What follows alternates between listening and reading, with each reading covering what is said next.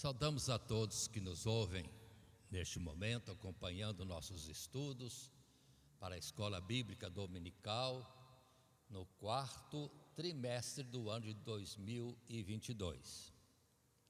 O estudo deste trimestre é o livro do profeta Isaías ou as mensagens do profeta Isaías.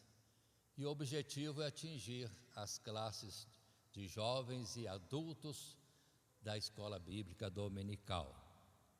Nosso estudo, primeiramente, é dirigido aos professores de todas as classes da Escola Bíblica Dominical, como uma fonte de instrução, de ensino, aprimoramento para os professores de uma forma geral e, lógico, os das classes. Os professores das classes de jovens e adultos teriam assim uma lição já pré-apresentada para a uniformidade do ensino no Ministério de Guaratinguetá.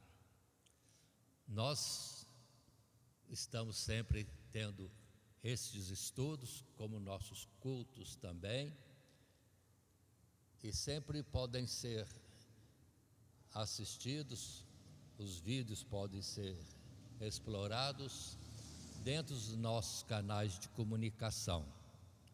Queremos ressaltar a rede NET Grata Nova de comunicação ou de evangelização, o site www.horadadecisão.com.br, no YouTube e outros canais mais, dentro do título de Estudos no Ministério de Guaratinguetá ou Assembleias de Deus do Ministério de Guaratinguetá. E a presente lição é a de número 4, com o título Juízo de Deus para as Nações. A sequência nossa é termos um texto áureo dentro do nosso padrão de colocação de lições, e o texto áureo para o momento desta lição é: porque o Senhor se compadecerá de Jacó e ainda elegerá a Israel e o porá na sua própria terra, e juntar-se-ão com ele os estranhos e se chegarão à casa de Jacó. Isaías capítulo 14, o verso 1. Aqui nesta lição, juízo de Deus contra as nações, vamos ver a operação de Deus em castigo, repreensão de muitas nações, e em particular a própria nação de Israel, mas com um plano de salvação ao final para Israel, como também para as outras nações que estão aqui colocadas como em um juízo de Deus, dentro de uma repreensão de Deus pelos seus maus comportamentos, em particular a idolatria ou a soberba de reis e nações. Continuando, nós teremos como leitura bíblica a passagem de Isaías capítulo 19, verso 19 a 25, leitura bíblica em classe. E esse texto bonito porque mostra que, apesar de Deus ter Israel como nação eleita, na verdade Ele quer salvar a toda a humanidade. Nações e nações são convocadas para estarem servindo a este Deus que tem grandes coisas de promessas para todos aqueles que se chegam a Ele. Mas veremos oportunamente essa leitura bíblica quando estivermos tratando do assunto específico contido neste texto. Ainda seguindo nosso esboço, no estudo do livro do profeta Isaías, no estudo das mensagens do profeta Isaías. Sim, estamos na lição 4, juízo de Deus contra as nações. E o esboço nosso, dentro do nosso padrão de uma introdução e uma conclusão, temos no desenvolvimento os subtítulos Profecia contra a Babilônia envolvendo os capítulos 13, 14 e 21. Profecia contra o Egito é o segundo subtítulo, aí com o capítulo 19. E também um terceiro subtítulo, promessa de restauração em Jacó, com os capítulos 16, 17, mas podemos estar vendo que vai envolver ainda outros capítulos, como o 18 e depois 20, e assim vários capítulos temos envolvidos nesta mesma lição. Observe que, em termos de número de capítulos, é um texto muito longo, mas o assunto é basicamente o mesmo, falando das nações que estão debaixo do juízo de Deus e alguns pontos importantes, como nações que de fato terminam em nada e algumas nações que temos sempre um resíduo, um remanescente, que naturalmente é agregado ao povo de Deus. Dando sequência, observando nossa introdução e lembrando que o que temos aqui exposto em tela é justamente parte do material de classe que é distribuído e tratado ali quando a classe se reúne. No caso nosso, a classe de jovens e de adultos da Escola Bíblica Dominical. O texto de introdução nos diz assim, do capítulo 13 ao 24, todo o texto desta passagem nossa nessa lição 4. O profeta Isaías anuncia o juízo de Deus determinado contra diversas nações, desde as mais vizinhas de Israel e Judá, até as mais distantes, como Babilônia e Assíria, e na verdade, praticamente as nações daquela época. O propósito destas mensagens era demonstrar a Judá e Jerusalém a justiça de Deus, ao visitar o seu próprio povo com castigo. Se aquelas nações seriam castigadas pelos seus pecados, porque o povo que sabia a vontade de Deus não o seria pela sua desobediência. Mas devido à extensão desta parte do livro, nosso propósito é o de destacar apenas algumas passagens que ilustrem os pecados cometidos por estas nações e, ao mesmo tempo, a mensagem de Deus, especialmente dirigida aos que nele esperam e confiam que, passado o juízo, a misericórdia se manifestará abundantemente aos fiéis. Castigo, sim, de Deus, mas com o propósito de, sim, corrigir os caminhos desses povos para que, sim, sigam aquilo que Deus propõe, não somente de conduta e vida neste mundo, em bem, em paz e prosperidade, mas também as promessas eternas que Deus sempre citou-as através dos profetas. Assim sendo, nessa lição 4, o juízo de Deus contra as nações, no nosso estudo do livro de Isaías, o primeiro subtítulo é Profecia contra a Babilônia. E vamos então observar o capítulo 13 inicialmente, quando temos a colocação nesses versos aqui expostos, que agora lemos. Peso da Babilônia, que viu Isaías, filho de Amós. A expressão peso da Babilônia significa sentença. Coloquemos dessa forma, sentença da Babilônia que viu Isaías, filho de Amós, no juízo de Deus, naturalmente. Verso 9 diz, eis que o dia do Senhor vem, horrendo, com furor e ira ardente, para pôr a terra em assolação e destruir os pecadores dela. Verso 17, eis que eu despertarei contra eles os medos, que não farão caso da prata, nem tampouco desejarão ouro, e os seus arcos despedaçarão os jovens e não se compadecerão do fruto do ventre, o seu olho não poupará os filhos. E Babilônia, o ornamento dos reinos, a glória e a soberba dos caldeus, será como Sodoma e Gomorra, quando Deus as transtornou.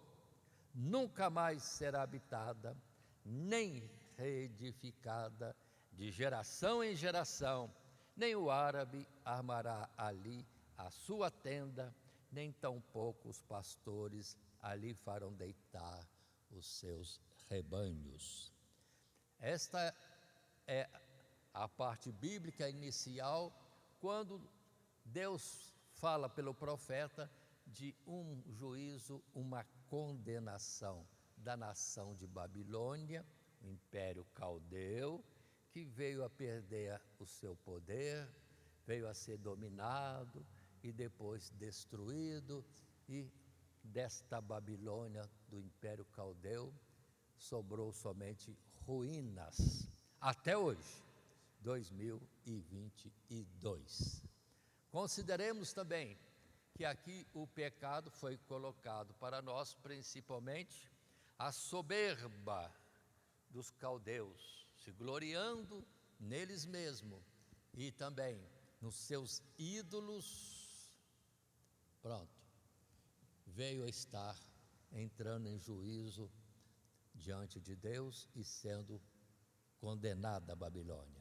Mas também Deus faz coisas, figuras nestas colocações, porque a Babilônia, império mundial daquela época, conhecido muito com o rei Nabucodonosor, muito soberbo num certo tempo, mas foi repreendido e aprendeu a lição. Nós temos nem Babilônia, império, na sua soberba, a situação da humanidade. Muitos procuram entender o que é Babilônia. Eu aconselho a entender que Babilônia é toda a humanidade desviada de Deus. Sim, toda a humanidade que entra em soberba, colocando-se autossuficiente ou confiando em ídolos, deuses que levanta para si, desprezando o Deus Todo-Poderoso, amoroso, misericordioso e justo, como é o Deus de Abraão, Isaque e Jacó. Então, Babilônia em especial é o início da apresentação do juízo contra as nações, porque representa o mundo desviado. E já houve, nesse modo de ver, uma Babilônia no passado e que já foi destruída, sim, ali, naquela época de Noé, e o juízo foi justamente o dilúvio de águas em que pereceu toda a humanidade daquela época, humanidade desviada de Deus, na sua violência e outros comportamentos maus. Ali, outro sinal, outro modelo, também colocado por Deus, mas houve livramento de Noé e sua família. Continuando, indo para o primeiro parágrafo, nesse subtítulo, Profecia contra a Babilônia, no nosso material de classe iniciamos o estudo desta sequência de capítulos, considerando o juízo de Deus contra a Babilônia, aquela nação que, sob a liderança dos caldeus, havia conquistado todo o Oriente Próximo, subjugando inclusive o Egito, e que seria o instrumento de Deus para castigar Judá e Jerusalém. Contudo, esta era uma nação pecadora, assim como as demais, ou os demais povos que não conheciam ao Senhor, e seu cálice transbordaria, justamente quando atingisse o auge do seu poder e glória, pois atribuiria suas conquistas à sua própria força e aos seus ídolos.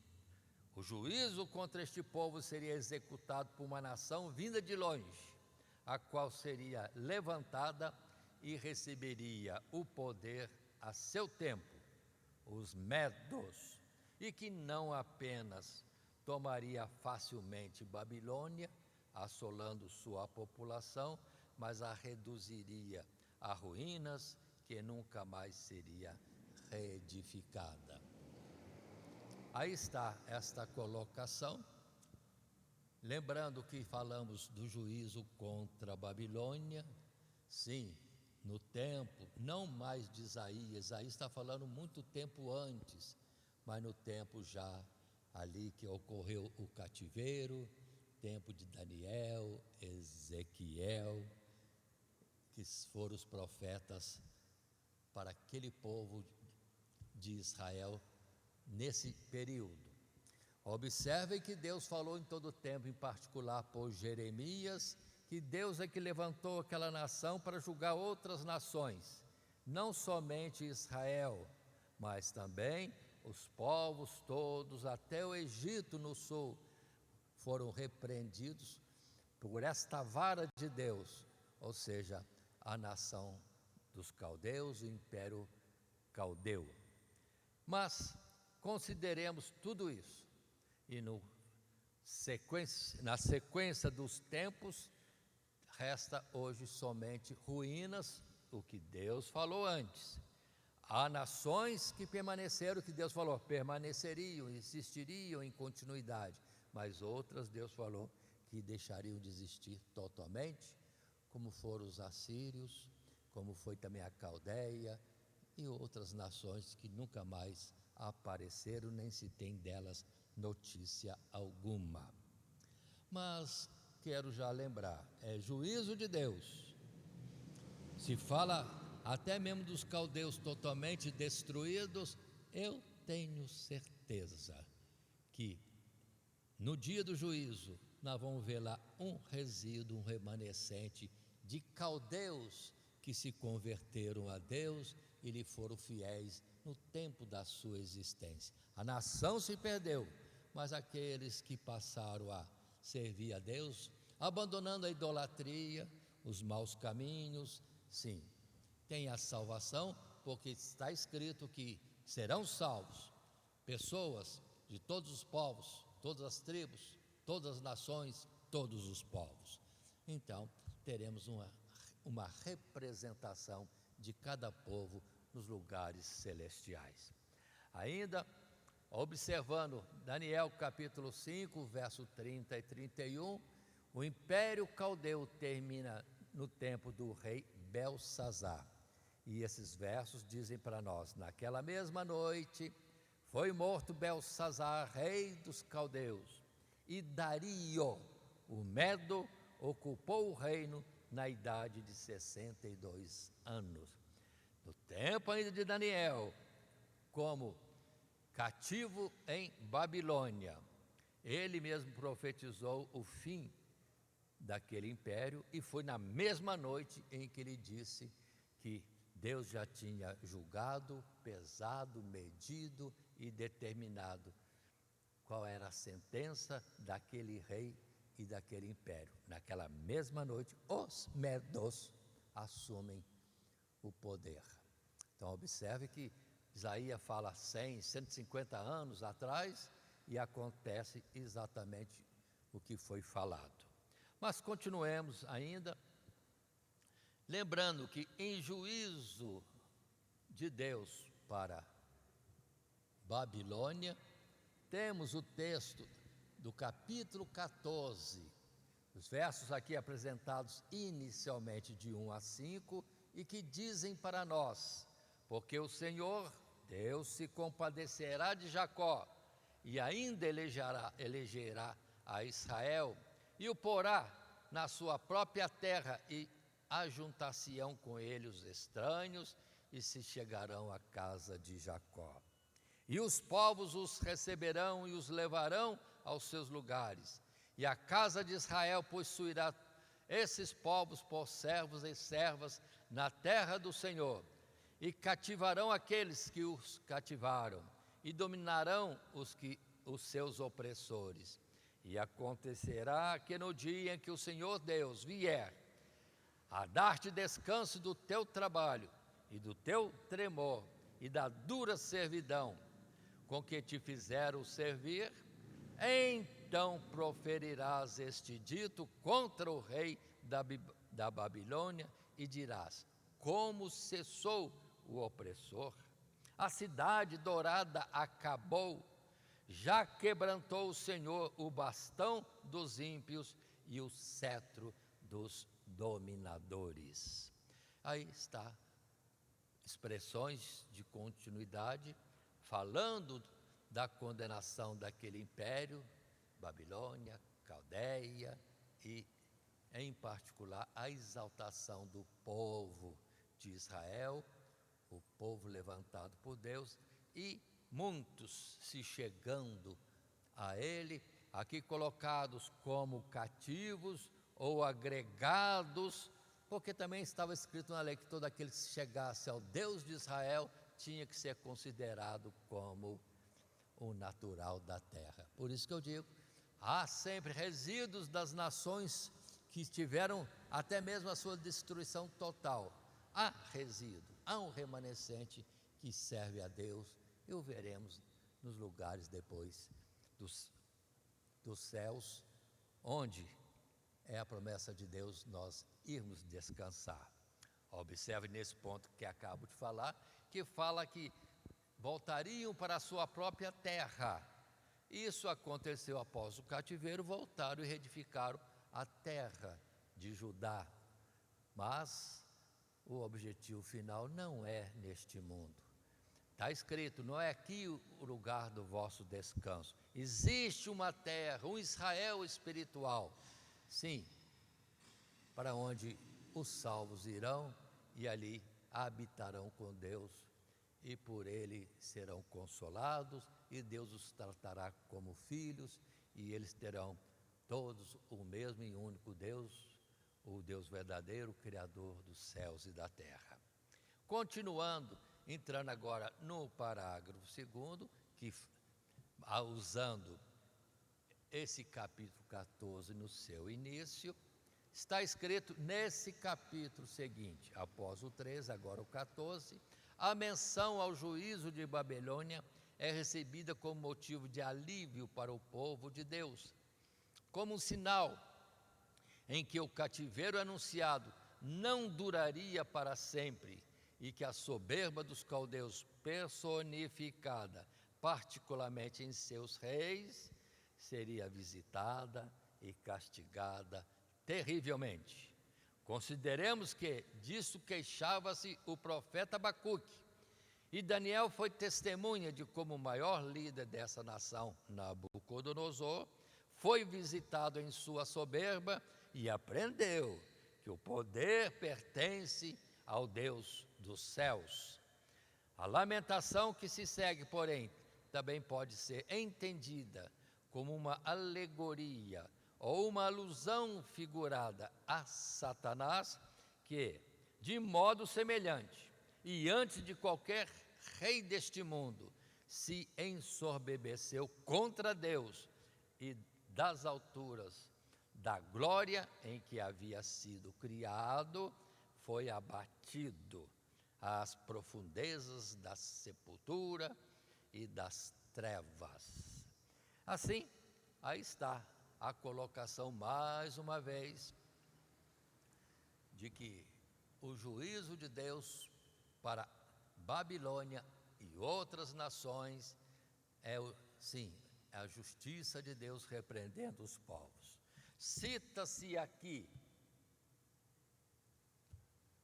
em particular no capítulo 14, versos 12 a 14 ou 15, esta colocação que lemos, texto bíblico: como caíste do céu, ó estrela da manhã, filha da alva, como foste lançado por terra, tu que debilitava as nações? E tu dizias no teu coração: eu subirei ao céu, e acima das estrelas de Deus exaltarei o meu trono, e no monte da congregação me assentarei, da banda dos lados do norte. Subirei acima das mais altas nuvens, e sereis semelhante ao Altíssimo, e contudo, levado serás ao inferno, ao mais profundo do abismo. Aí está a colocação.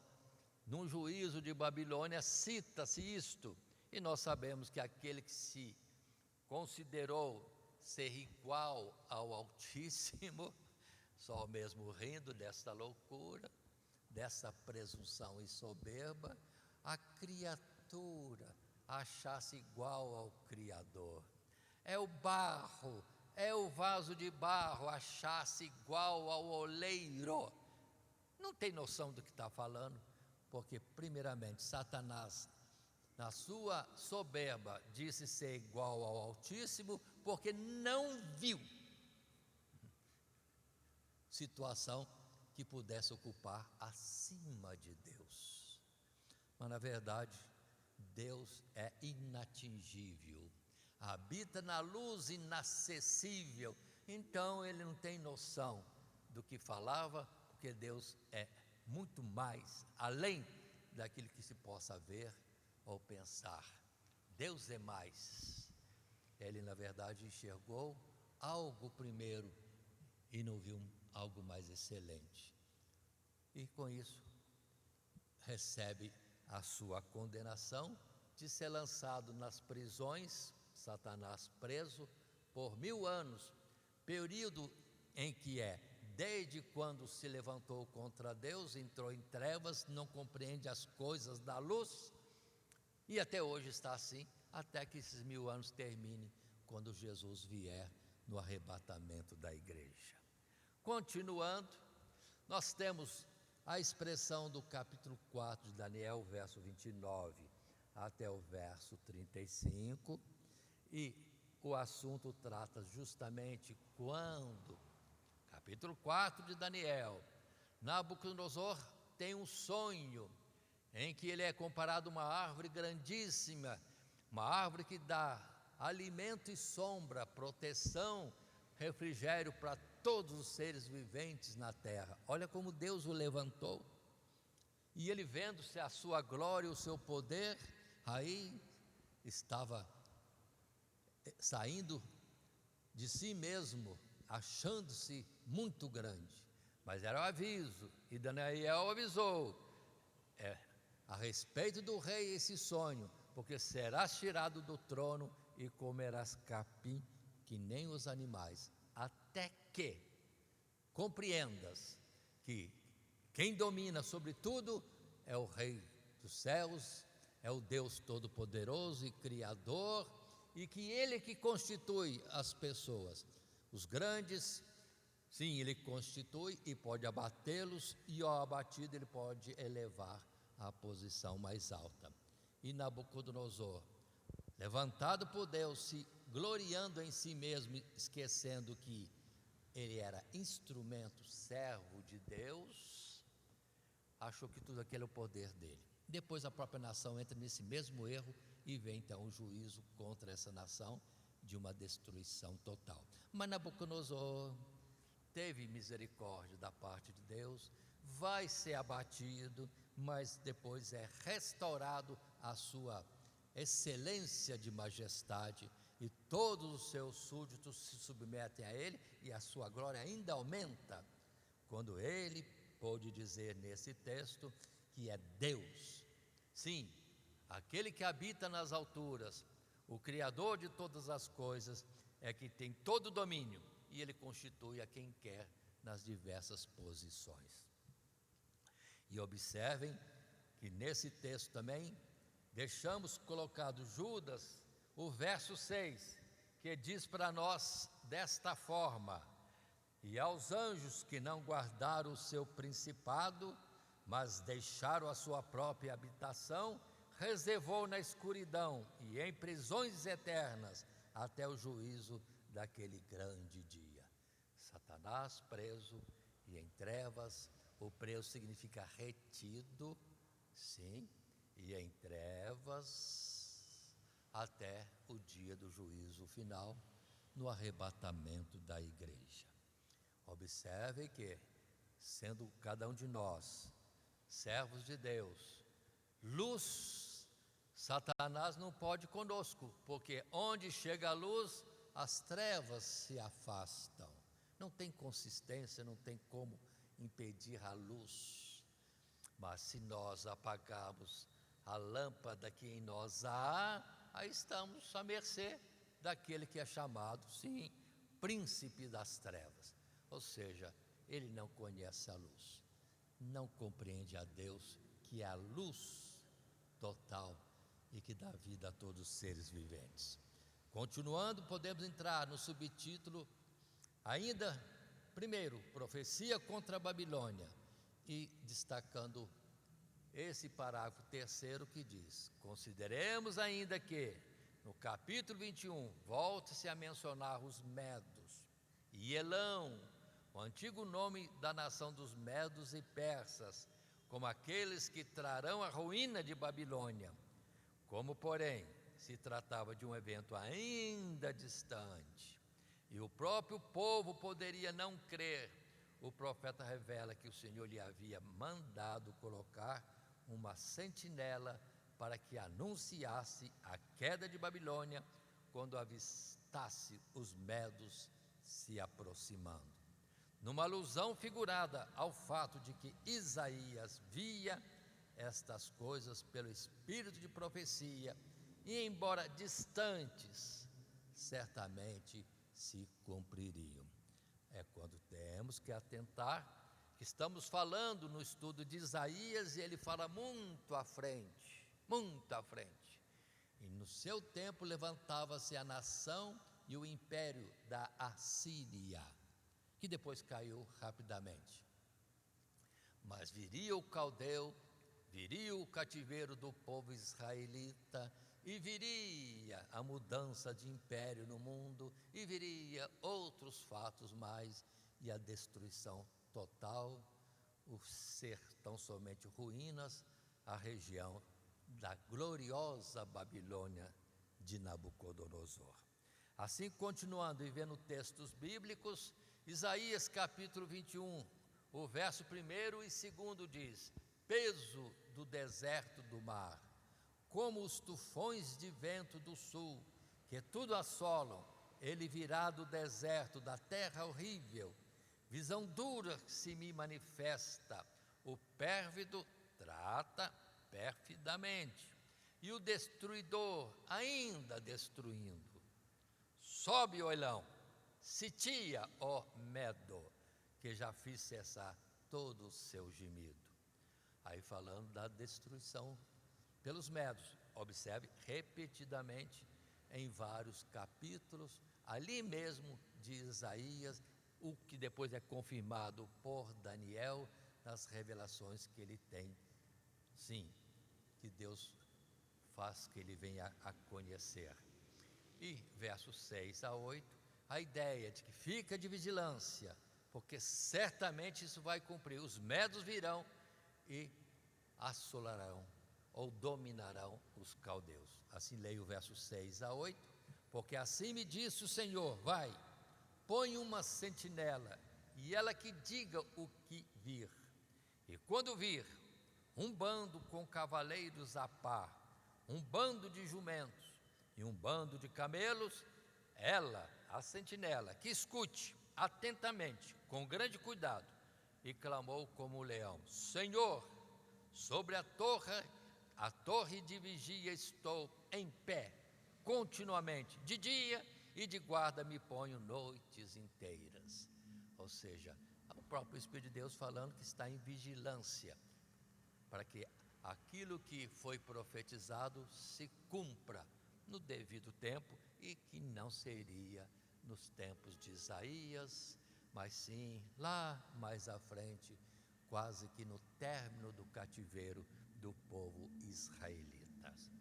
Continuando ainda, já quando essas coisas começaram a vir, no sentido de primeiro a soberba de Babilônia, Abacuque viu e expressou-se de várias formas, o que é escrito, registrado no livro que tem o seu nome, livro do profeta Abacuque. Verso 1, no primeiro capítulo: peso ou sentença que viu o profeta Abacuque. Até quando, Senhor Deus, clamarei eu e tu não me escutarás? Gritarei violência e não salvarás? Por que razão me fazes ver a iniquidade e ver a vexação, a vergonha? Porque a destruição e a violência estão diante de mim. Há também quem suscite a contenda e o litígio. Por esta causa, a lei se afrouxa e a sentença nunca sai, porque o ímpio cerca o justo e sai o juízo pervertido.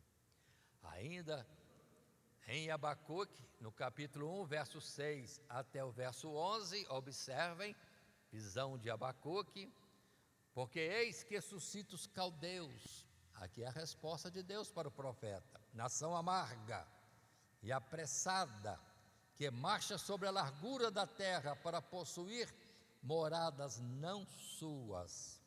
Horrível e terrível é, dela mesmo sairá o seu juízo e a sua grandeza. Cavaleiros espalham-se por toda parte. Sim, os seus cavaleiros virão de longe, voarão como águias que se apressam à comida. Eles todos virão com violência, eles todos virão com violência. O seu rosto buscará oriente, e eles congregarão os cativos como areia. E escarnecerão dos reis e dos príncipes, farão zombarias. Eles se rirão de todas as fortalezas, porque amontoando terra as tomarão. Então passarão como vento e pisarão e se farão culpados, atribuindo este poder ao seu Deus, ao seu ídolo, à sua imagem de escultura, e que eram muitos deuses ali em Babilônia. Por fim, no capítulo 2, primeiros versos, Abacuque ainda diz: sobre a minha guarda estarei, e sobre a fortaleza me apresentarei, e vigiarei para ver o que fala comigo, e o que eu responderei quando eu for arguído. Então o Senhor Deus me respondeu e disse: escreve a visão e torna bem legível sobre tábuas, para que possa ler o que correndo passa, porque a visão é ainda para o tempo determinado, e até o fim falará e não mentirá. Se tardar, espero, porque certamente virá e não tardará. Ou seja, o juízo de Babilônia iria tardar ainda um pouco, mas certamente viria no tempo certo, então não seria tardio. A expressão final: não tardará. E assim concluímos esse primeiro subtítulo, Profecia contra a Babilônia, envolvendo capítulos 13, 14 e 21. E agora, passando ao subtítulo 2, Profecia contra o Egito, vamos estar vendo o capítulo 19 apenas. É um capítulo bom, bonito, pelo seu final que vamos estar considerando daqui a pouco. Os primeiros versos, 5 primeiros versos, do capítulo 19 de Isaías, fala do juízo, do castigo sobre o Egito.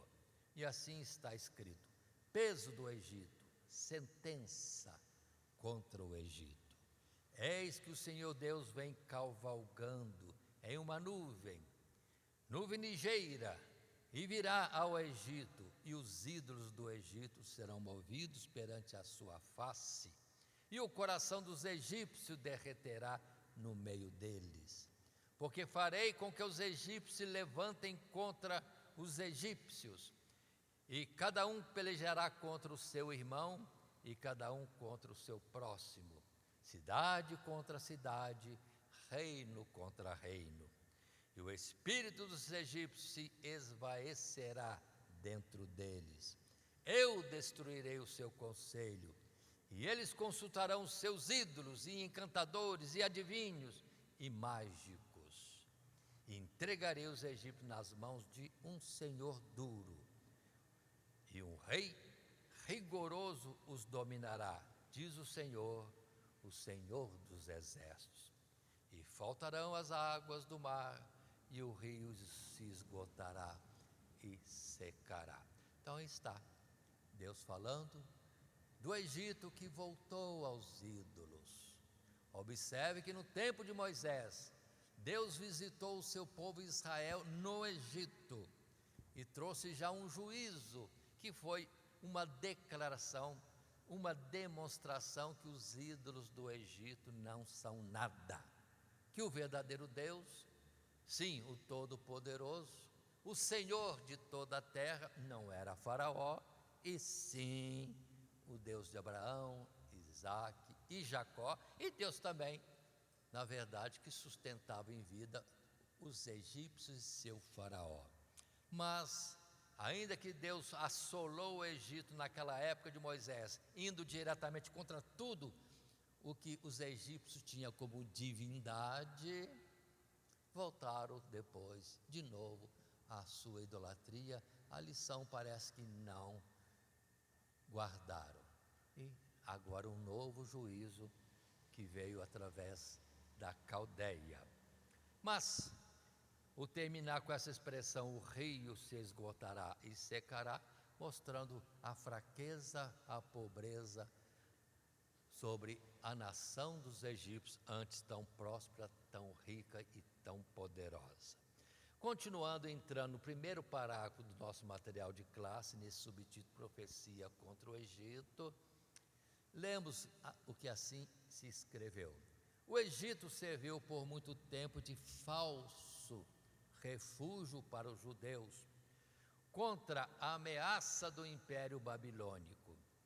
Quando deveriam confiar em Deus para livrá-los, eles, os israelitas, preferiram esperar o socorro dos exércitos do Faraó. Essa pertinácia em não se submeter aos apelos de Deus, para que se arrependessem e voltassem para Ele, Deus, assim como de inutilmente tentar evitar o castigo pela sua impenitência, era em grande parte fomentada pelos próprios egípcios, que alimentavam falsas esperanças entre os judeus. Mas no momento em que poderiam ter evitado ou vindo em auxílio, simplesmente os abandonaram à sua própria sorte. Por isso, o Senhor entregaria os egípcios à covardia, às lutas fratricidas e à diminuição do seu povo, na figura do rio se secando.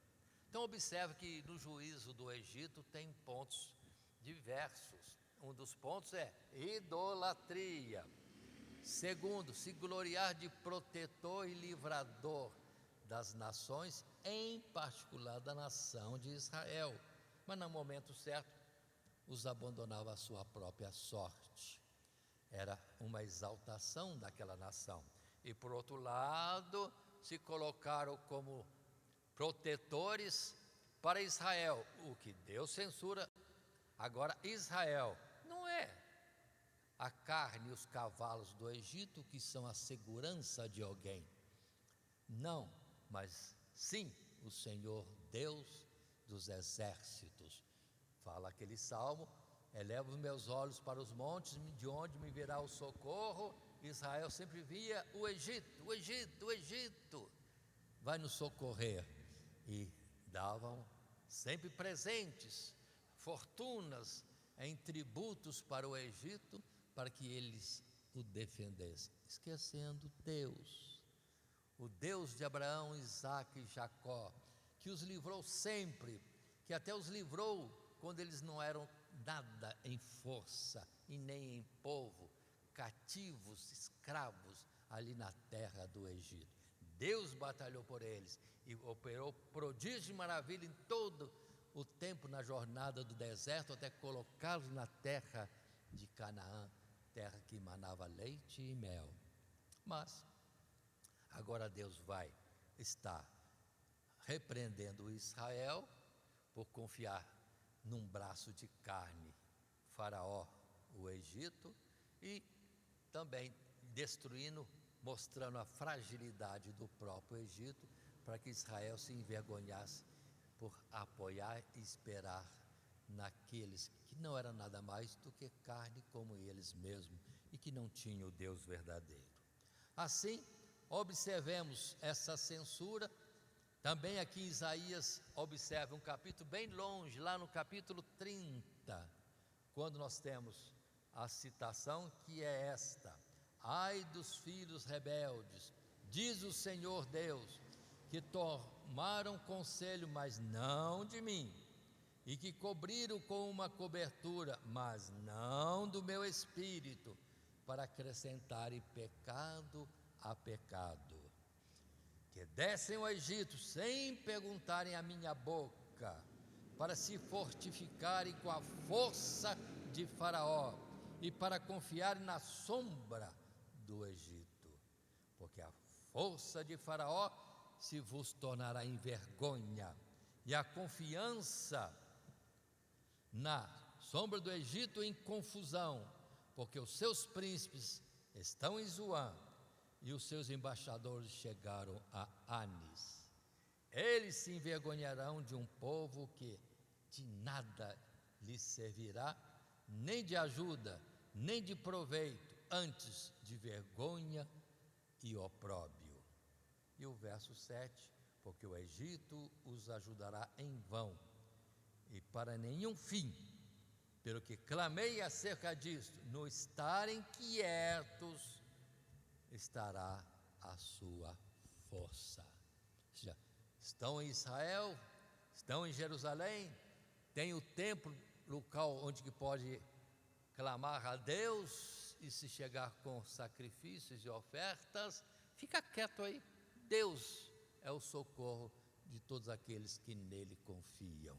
Mas correr o Egito só foi vergonha e mais destruição e mais pobreza, entregando ao Egito todas as suas riquezas, os seus tesouros. Já em Isaías 36, verso 6, aqui a palavra não é a de Deus, é de Senaqueribe zombando de Ezequias, talvez de Isaías e do próprio Deus de Israel, porque diziam: eis que confias naquele bordão de cana quebrada, a saber, no Egito, se alguém se apoiar nele, lhe entrará pela mão e lhe furará. Assim é Faraó, rei do Egito, para com todos os que nele confiam. Ou seja, Senaqueribe, rei da Assíria, zombava de Israel por esperar no socorro do Egito. Mas, de fato, houve muita destruição em Judá, no reino de Judá, mas Jerusalém, nem Senaqueribe entrou, porque ali tinha Isaías, profeta de Deus, ali tinha Ezequias, que de fato colocou a sua confiança em Deus, ficou quieto no lugar, clamando a Deus por misericórdia, e Deus mandou a resposta: nenhuma flecha cairá aqui. E contra Senaqueribe, eu ponho um anzol no seu queixo e o levo de volta para a sua terra, e lá ele morrerá. Muito bem, estamos no subtítulo 2, profecia contra o Egito, analisando o capítulo 19, e no segundo parágrafo do nosso material de classe, nesse segundo subtítulo. E o texto diz para nós: notemos, porém, que a palavra profética faz uma reviravolta no quadro do juízo, ao mencionar uma futura restauração e conversão do Egito ao Senhor Deus de Israel. Naquele tempo, o Senhor Deus terá um altar no meio da terra do Egito, e o Senhor se dará a conhecer ao Egito, e os egípcios conhecerão ao Senhor Deus naquele dia. Palavras do capítulo 19 versos 19 a 25, que logo estaremos lendo. Mas continuando no texto do segundo parágrafo, contudo, após a conquista do Egito pelos caldeus, nunca mais esta nação veio a ser grande e poderosa como nos milênios passados, de modo que a referência aqui é mais espiritual do que étnica ou geográfica. Egípcios e assírios, nos versos seguintes, sendo os povos que habitavam ao sul e ao norte da terra de Canaã, respectivamente, e por extensão as nações da terra que, por mais alheias ou adversárias e opressoras do povo de Deus que pudesse ter sido, passariam a ter parte na herança do Senhor, graças à obra de redenção em Cristo Jesus. Aí está, maravilha, e observe, vamos ler o texto falando de Egito e assírios como salvos, e numa posição até mais honrosa, de primeiros e segundos, cabendo a Israel o terceiro lugar. Isso mostrando que Jesus, ou Deus, queria a salvação de todos os povos. Israel era o modelo de um povo de Deus, que se confiasse em Deus, tinha todo tipo de prosperidade, proteção e paz, e justiça, mas desviando de Deus seria castigado.